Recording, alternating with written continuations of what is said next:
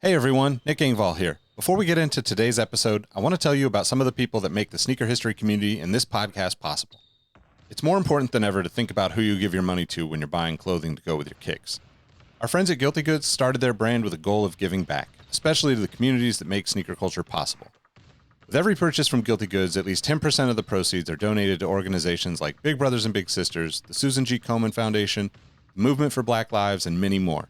You can save 30% on your order by using the code HISTORY at guiltygoods.us. Again, that's history at guiltygoods.us for 30% off, and you can feel good about your purchase knowing you're supporting a meaningful cause. Sneakers are all about presentation, and if you're like me, displaying your kicks at home or in the office is just as important as when they're on your feet. Sneaker Throne makes sneaker display cases featuring customizable LED lights, drop side cases to showcase the entire side of the shoe, not just the heel or the toe, the whole shoe. They've also got display cases for trading card collectors and hat collectors. To me, it's the perfect way to display your collection. You can save at least 10% on your Sneaker Throne order by using the code HISTORY at sneakerthrone.com. That's history at sneakerthrone.com. If you're a Patreon supporter or a member of our Discord community, you already know about Kicks with V hot sauce and his small batch, locally sourced hot sauce. V has been one of the biggest supporters of sneaker history and the podcast since the early days. He's currently the defending champion in our community trivia nights competition. Kicks with V hot sauce has been a huge hit with the community. You can save 10% on your order by using the code SNEAKERHISTORY10 at kickswithvhots.com. That's SNEAKERHISTORY10 at kickswithvhots.com. Now, you're probably here because you like sneakers, and if you join the Discord, you know our community is about so much more than that. Whether it's the marathon-like community calls, trivia night debates, the in-person meetups, or just sharing our favorite experiences, we found that although we have such different backgrounds, we all have some unexpected shared passions. Not only does the entire community look out for each other when it comes to releases, we're like a support group for life in general. You can join the Discord community for free by heading to the show notes of this episode. After you're done listening to this episode, tell someone you like their kicks today. You never know how far a simple compliment can take you, and we all know how good it feels to have someone show their appreciation. Now let's get into today's episode.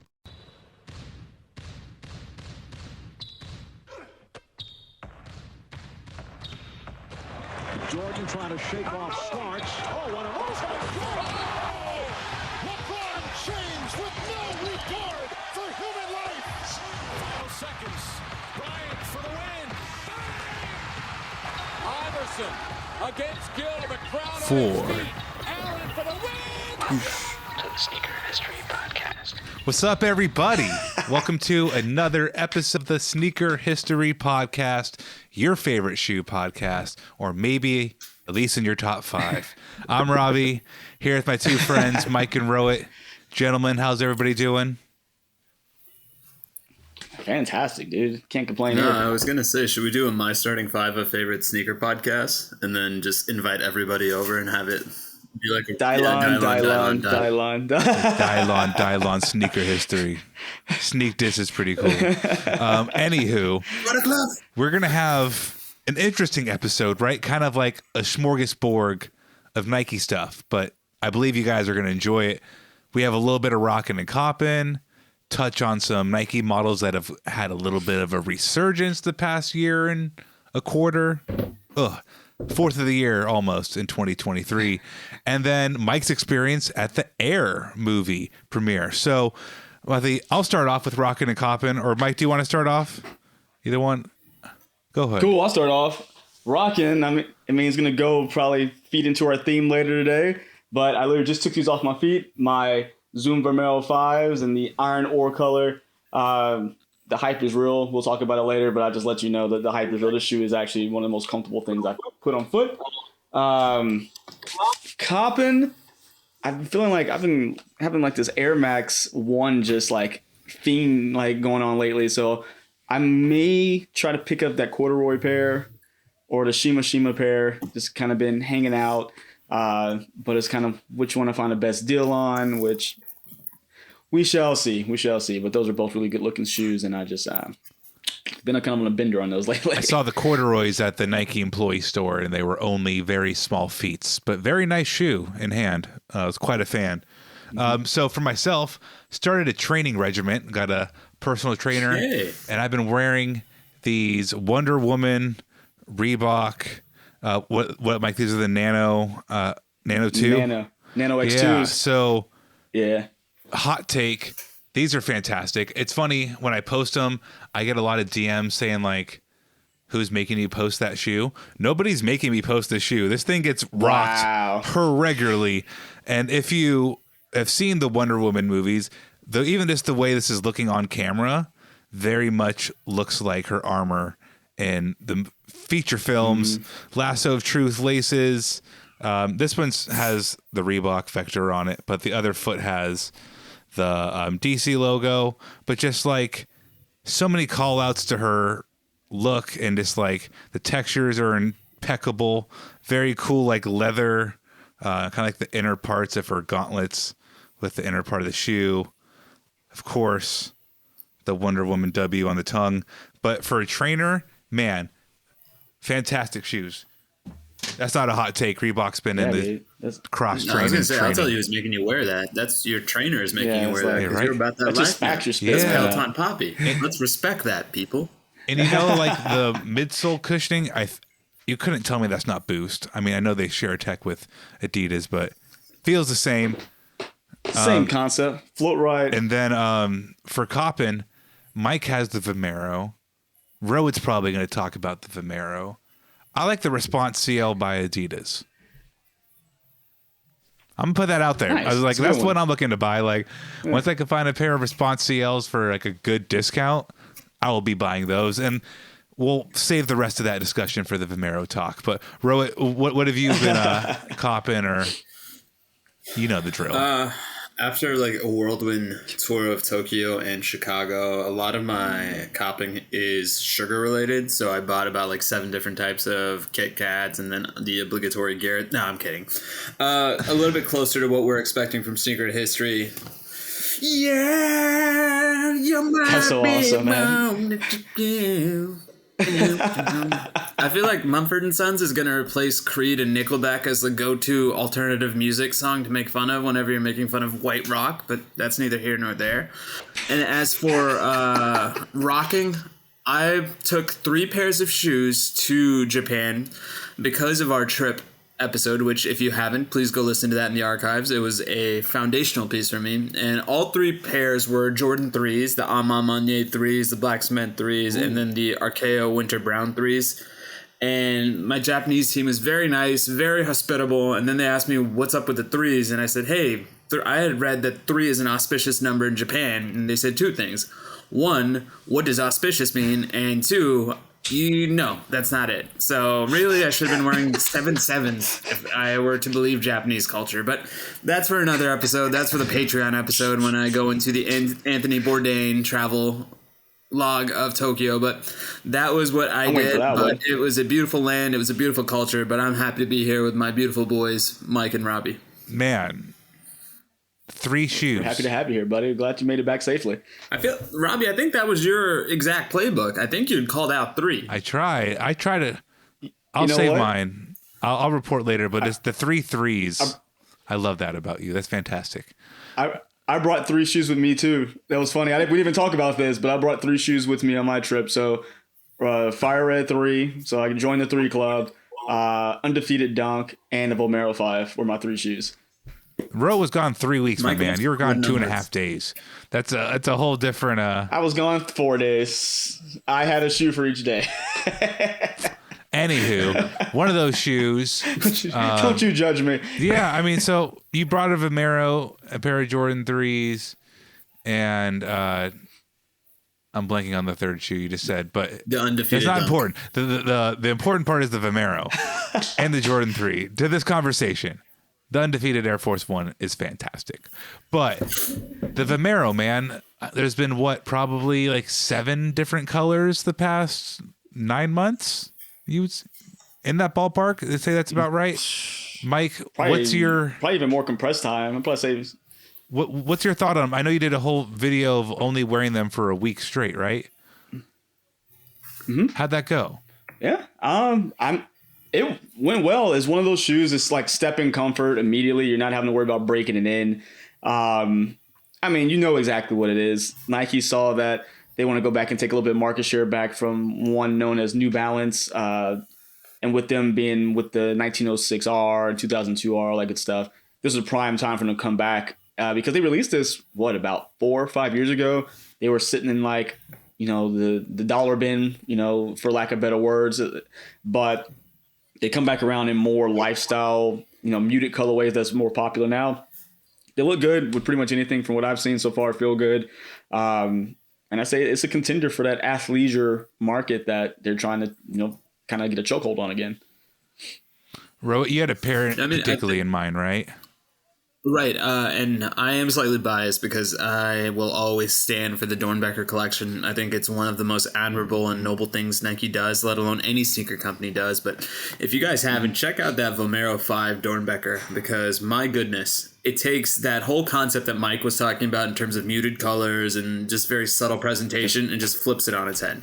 And it's the concept of that bright orange. It's the concept of the removable swooshes. It's the concept to, apologies if I've got the patient's name wrong, Jarrell, I think that's his name. If not, give me some time to vamp. But they really took into account the Dornbecker product team that was assigned to this young man, and he had a love of robots. He had a love of Legos. And if you can't tell that by looking at that shoe, I don't know what to tell you. But that alone was what dumbed it down for people like me who are always kind of last on these sneaker trends. And this is why we're talking about this, because I asked Mike, I asked Robbie, my two sneaker gurus, like, what's going on? Because to Mike's point, this shoe has been around for 4 years, and then all of a sudden, all it took was a little bit of light, and now it's just inflamed, and it's got that hot fire that only Dylon can spit. Only. I mean, it's interesting because I don't feel like, and it does, but I don't feel like it really compares or competes with what New Balance is doing. I think whoever buys a Vomero, I mean, not everybody. Mike is one of many people who don't think this way, but people who buy a Vomero 5 instead of like a New Balance retro are just because they're like, oh, I don't want to wear not Nike shoes, and I want to, it's just like it's a compensating crutch. Not to say they're bad shoes. I mean, like, I personally like the black pair with like the yellowed kind of midsole tooling, like in like a teeth. I know what those you're are talking clean. about. But like, I like the seal response more, just because it gives you less techie of a look. I think this from a aesthetic point of view only, not tech at all. It is much more in line with what like New Balance does than what a Vomero. Like, Nike's this innate like caginess of that era, right? They were just starting to figure out there's not flywire here, but it's kind of like that plastic overlay into the eye stays. Like, it's just like a very Nike thing to do. Like, that's not a very New Balance-y thing, and I think that the Response CL kind of falls more in line.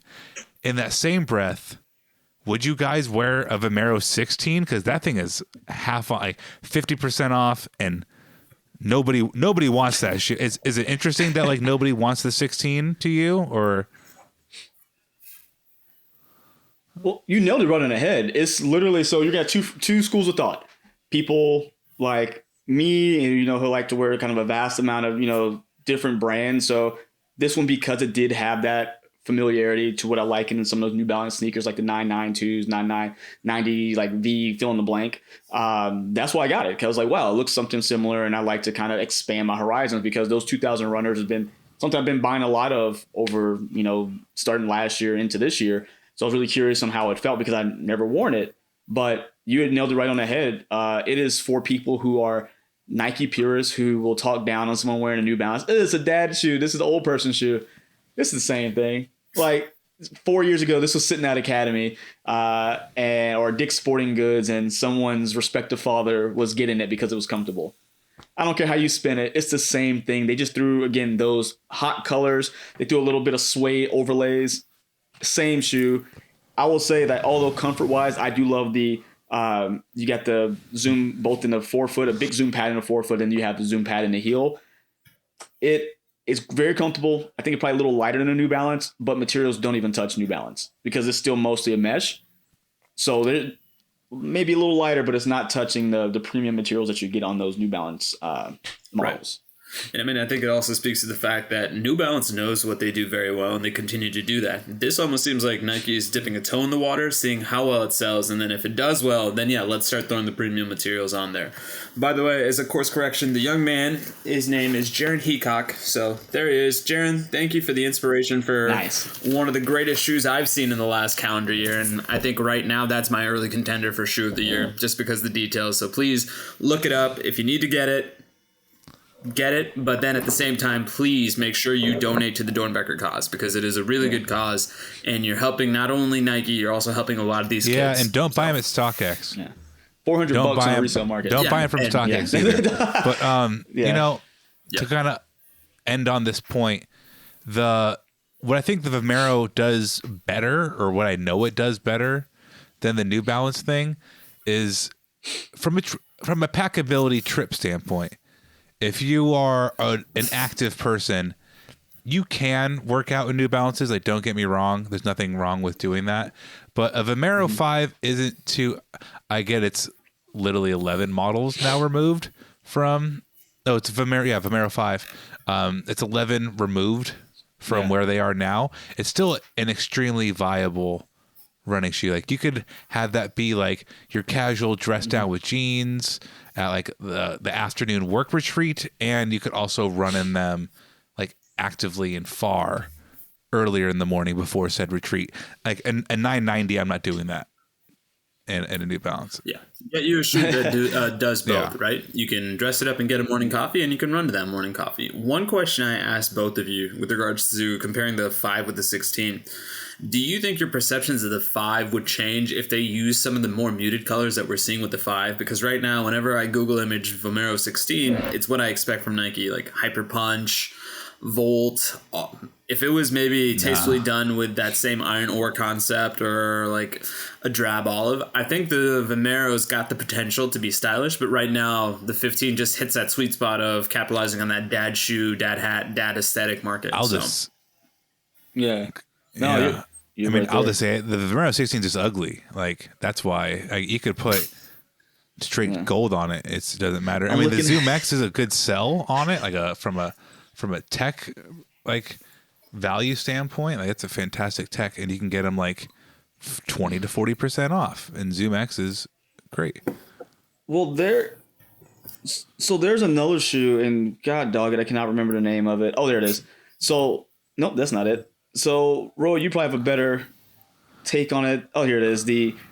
I think the newer model that can be in that category of, oh, this is comfortable, this is, I guess, technical, this is runner-ish, is the Nike Zoom X Invincible Run.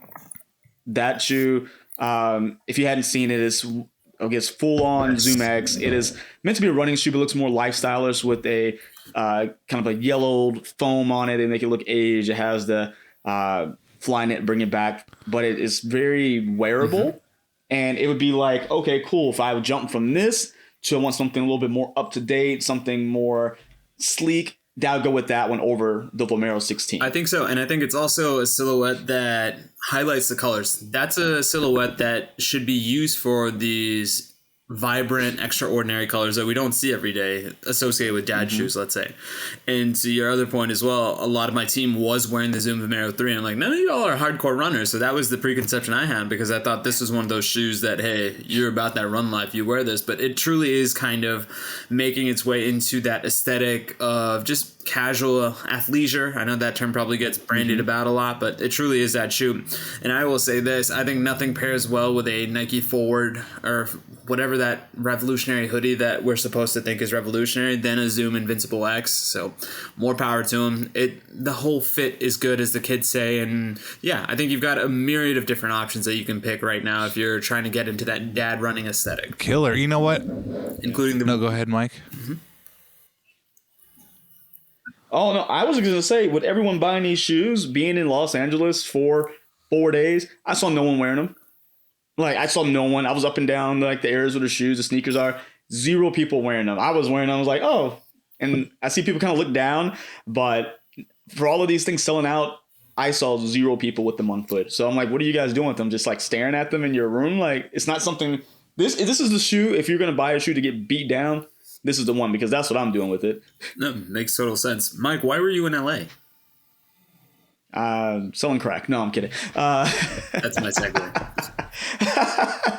Well, hold on. Before we get there, I feel like we want to talk about one Oh, more yeah, shit. you're right. Apologies. I'm gonna have to backtrack back to Rohit because we ran a little late on the Vimero. So let's keep second shoe for another time. Rohit read the audible perfectly. He was thinking the same thing I was. So, but no, it's Mike. Where were you? That's all good. I'm the receiver in the back. Hey, anything to make Nick Engvall edit more. Yeah. So here you go, Nick. Edit. And on top of that, we should start with I'm gonna ask spoiler ass questions. So like if you haven't seen the movie we're about to talk about, just know that it's not coming out till the 1st, so hopefully by the time this makes it into your feeds, well, the 5th. the 5th. Sorry, that's what young Hollywood Mike tells us. you know what then I will okay. Should we? Here's the thing. Let's I mean, let's call a compromise on it. what are spoilers though? What are the spoilers? Yeah. We all know the story, right?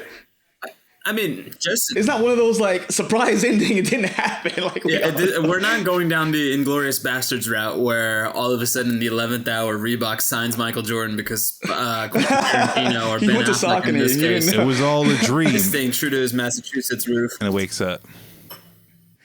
All right, Mike. Tell us. Okay, Mike went to go see Air. Tell us about that experience. Yeah, no, super cool. So got invited out to a premiere event for Air.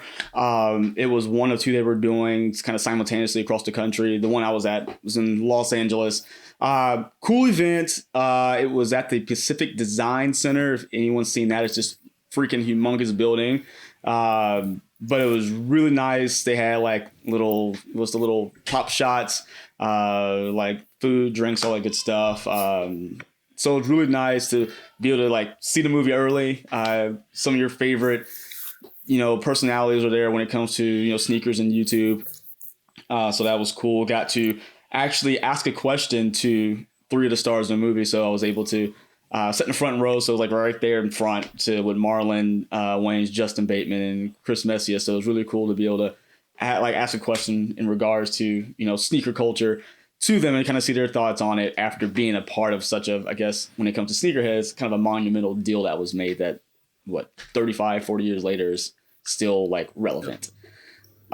But I mean, shoes aside, it's not a shoe movie. So I'll tell you guys that, like, of course, it centers around Nike and them trying to sign Michael Jordan kind of on their last leg before they were thinking of dissolving basketball because they were running out of money for the division because it was underperforming in comparison to Converse and Adidas. But don't go into thinking you're just going to be just talking about Air Jordans or, everyone's just rocking Jordans the entire movie. It is really a story. It's more of a business-minded movie, but it's also just showing just kind of like the perseverance of Sonny Vaccaro and his team just trying to get it done and kind of the implications if they didn't. So it's a good movie all around. I think could be a contender in that, I guess, one of those best movies of the year. I mean, from a guy who just loves Marvel movies all the time and just stuff blowing up, I feel like that's a pretty big statement. What messed me up, and I shouldn't have asked off air because I wanted to get my organic response, but is Michael Jordan in the movie, Mike? The back of his head. You don't ever get to see Michael Jordan. You get to hear his voice. But from what I understand, they did it on purpose because they say Michael Jordan is such an iconic character. Who do you cast as him? And his presence would just kind of overshadow the story of the movie, which it makes a lot of sense. And the way they did it is everyone's so perfectly placed because when you have Mr. and Mrs. Jordan in the Nike boardroom and you have Michael there with them, Chris Tucker's character is speaking with them, and they're so perfectly placed. Like Michael's in the shot, but you get like sideburn back. Like you just don't get him. And it's just like perfectly placed everywhere. So you just never see his face. And it's done well. It's not like a cheesy where it just like, it's like a gimmick, but they just do it so well. So that way, he's there, you feel his presence, but you don't get him except for kind of one of the penultimate parts of the movie where Matt Damon's character, Sonny Vaccaro, is like selling him, like they're trying to do this whole sell bit and he just shuts the whole thing off and is like, gives him the spill of like, you can become a legend. You will be long remembered after us and your shoe will be a part of that legacy. They show, of course, highlights of Jordan's life, his career, and that's what you get with Michael Jordan. Like no, That's the actor most Michael replace Jordan him. shit. No, I mean, I was gonna say That's the most Michael Jordan shit of all time. Just to be like, you know what? You know who I am. Like, I had this very, very old lady from the South who used to come into my work. And she would just come in and like drop her ID down and be like, you know what the name is? Johnston. And it's like, walk away. And I know who her first name was blank. I'm not going to say her full name. She's probably dead. She was very old. She was very old. thank you for your But candor. like, this the goal to be like, you know exactly who, like, you know what it is. It's just like people have played. Are you cooler than Abraham Lincoln, Michael Jordan? Like, you cooler than, like, we all know what Abraham Lincoln looks like. We all know, you know, just like there's so many people who have been portrayed. And on top of that, with the deep fake technology, you could have de-aged Mike. You could have done so many different things to have, like, it's just the most, it doesn't bother me in a sense of like, it ruins the movie for me. It just, that's the most Michael Jordan effing thing. Just to be like, nah, I cannot be in this movie about me. It's a couple different things, and I'll probably call ICE on myself. So if you guys want me No, to stop please go talking, for you it. can. But I feel very strongly about this topic. Like, there's a couple things I want to say. Kudos on Mr. Affleck and Mr. Damon for not putting Jordan in there, because I do think if they got the wrong actor, this movie does not get any sort of success, because it's going to just be the Achilles heel of the movie, because they could say, oh, this is the greatest movie ever, and then all of a sudden it's like, can you guys believe they got Jonathan Majors to be Michael Jordan? Nothing against Jonathan Majors, but that man is everywhere, and I wouldn't be surprised if that's not the side of his head that's in this movie. But, Mike, I mean, for me, sports movies are something else that I'm very passionate about, probably in an absurd amount, given I am a father of one and a cat dad of two. But how was this in terms of a sports movie, in the sense that the vibe I got was this was more Moneyball than Miracle, where it is that business concept. Yeah. It's more about the idea men and women behind the scenes. It's almost less is more, because there's this concept in American football that there are certain players that are so good, the less often you use them, the more effective they are, because you don't have the game tape for it. And maybe this is Ben Affleck reaching into that mindset and that methodology and saying, you know what? Everybody's going to know that if we use Jordan, it's going to overshadow the movie. This movie, the story should be about Sonny Vaccaro. And I do think that he is one of those people that if you're listening to this, the assumption is you know who he is, you have an opinion on him, good or bad. This movie's not for us in that sense. This movie is for what we like to call that origin story crowd. Much like how this podcast might be somebody's first podcast of the sneaker history experience, Air is going to be somebody's first experience to sneaker mythology. So they have to make sure that they cater to that lowest common denominator, if you will. And I don't mean that to be insulting to the audience. It is what it is. So is that fair? Yeah. Because that's the vibe I get. And then the other thing is, probably because I saw Good Will Hunting fairly recently, like, what's the Ben and Matt dynamic in this? Is actually pretty good. The between Phil and Sonny, I didn't know that's the relationship they had. I mean, I'm sure some of it may be a little bit characterized for the movie, but embellished. It seems like Phil Knight, a little bit probably, but that's movies for you. But it seems like Phil Knight kind of threw Sonny a bone, because through the whole movie, kind of the running statement or joke was, "What does Sonny do here? Like, what does he do? Like, he's just kind of here, and he's giving away free shoes to all these high schoolers." So that's kind of the running kind of joke through the movie. And basically, this was his last shot, because they just weren't, like I said, they weren't banking on any athletes. They just felt like they couldn't get anybody to Nike. But the relationship that was the best in the movie was going to be Sonny and David Falk. There's just one phone call in the movie that is so, like, it's so ridiculous. It's hilarious. Like, just the anger that David Falk has, just ripping Matt Damon a new one. He's kind of like, just kind of looking around, like, just basically just playing it off. It is literally one of, like, the best exchanges I've seen. And the way they filmed it wasn't like just someone on the phone talking to nobody. Apparently they had them both in the same room, just kind of divided the wall, and they were doing the scene at the same time, talking to each other. So it was in, I guess, what we call real time, at least during when it was being filmed. So it was, you can see just the exchange is just awesome. They did that with all the phone call scenes, I think. So with, Viola Davis's, Mrs. Jordan to, talking on the phone with Sonny when they're trying to, close the deal. All those things are just like real time conversations. But I have no idea how Mrs. Jordan is or how her demeanor is, but if it's anything like Viola Davis's caricature of her, fantastic. Like her job in this movie was A1. And that was what struck me most about this movie, was the fact that cast is stacked. And I call it the Ocean's 11 corollary. I'm sure there's probably a more scientific and advanced term for it, but it seemed like 1 through 8, they got award winners, or they got people that had clout. So when you have the likes of Viola Davis, Jason Bateman, Marlon Wayans, Chris Tucker as your first men off the bench or first woman off the bench, because ultimately it still seems that this is a Matt Damon story with occasional dashes of Ben Affleck, but if you can round out your supporting cast the way that they have, like, this movie can't not be good.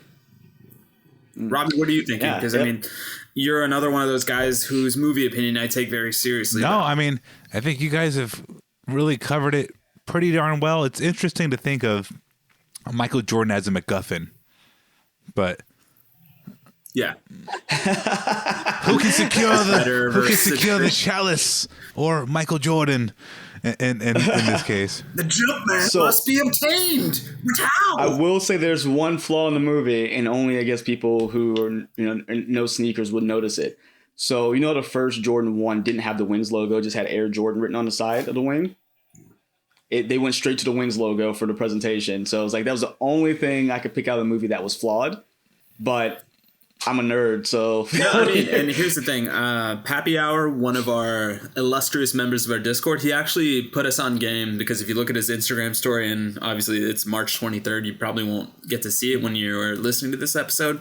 He had listed out, I think, even the jacket that Phil Knight or Ben Affleck as Phil Knight wearing in the trailer, that was also made in 92, and I think this movie is set in the mid-80s, so there's a lot of stuff there. But I do think it's going to be one of those things that the movie's quality will be so good that even though you've got the likes of the three of us that are going to nitpick certain aesthetics and certain styles, I think the overall arching theme of the movie is going to prevail it into rarefied air.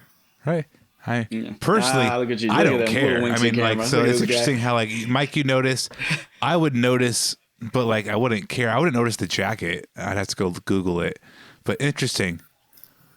Yeah, no, it was one of the things like you don't care about. But it's like, why did I notice that? It was more of like I was almost mad at myself for noticing that. But I mean, here's the thing. I'd love to get your takes on this. So my spouse is in the medical industry. I can't watch anything remotely medical with her because all I'm going to hear about is, that's not true. Why would they do that? No, you don't need to do that. You need to do this. And I'm like, it's a movie. Do you really think Sandra Bullock and George Clooney are out in space like this? Like... Oh, that's hilarious. To watch Grey's Anatomy, I bet she just like... Oh, no, I refuse. No. She still wants stuff at the TV. Yeah, I mean, that was the only thing I saw. Like I said, I would never notice the clothing because that's... I mean, that is a deep dive there. I would never know. I feel like anything between 84 and 92 all look the same to me. I mean... I just think it's a good movie. If I had to rank it, I don't think anything's perfect. So I have to say between like an 8.75 to a 9, which I think for a movie, that's pretty dang solid. I mean, 9.5 is my shoe size, and 9.5 is a great score for a movie. So I am very excited to watch this April 5th. And please don't sue us if you violated any sort of embargo, Air, Ben Affleck, Matt Damon. We kept it. It's like, we kept it pretty light. Nothing a trailer doesn't ruin anyway. But yeah, make sure you check out the movie. Yeah. Let us know if the sneaker or clothing discrepancies break the immersion for you. Does it drive you nuts? Do you care? Please just let us know. Make sure you go back and check out some of our past episodes. Make sure you're following at Sneaker History on all major platforms. And thanks, everybody. Have a great day. Peace. Hey, everyone. This is Nick again. Before you take off, do us a solid and head over to Apple Podcasts to leave us a review. Give us a rating on Spotify and Amazon Music, and make sure you're subscribed to our YouTube channel because we have even more video content coming soon. Speaking of new content, we have an amazing community of sneaker enthusiasts that hang out in our Sneaker History Discord on a daily basis. While sneakers is a connection point that brought us all together, we've all discovered countless shared passions that we have in common with each other. We recently launched a couple of new podcasts directly from our community. One of them is a Formula One podcast. If you're an F1 fan like me, the Exhaust Notes podcast is your weekly fix of Formula One fun. It's hosted by myself, Rohit Malhotra, and Todd Yates. New episodes drop every Tuesday. I've been wearing fitted hats for years and collecting my favorite teams since I was a little leaguer. It has been awesome to see so many new fans getting into fitteds in recent years. Crown and Stitch is our new talk show about fitted hats with Dexter, Keith, and myself, where we talk about fitted hats, snapbacks, throw in some obscure hats because we all kind of like some funky stuff once in a while, don't we? Copping, collecting, and so much more. New episodes drop every Wednesday. Hit the links in the show notes for this episode to give our new shows a listen, and be on the lookout for more new podcasts dropping soon. Last but not least, tell someone you like their kicks today. You never know how far a simple compliment can take you, and we all know how good it feels to have someone show their appreciation. Thank you all for the support, and we'll catch you on the next episode. Peace.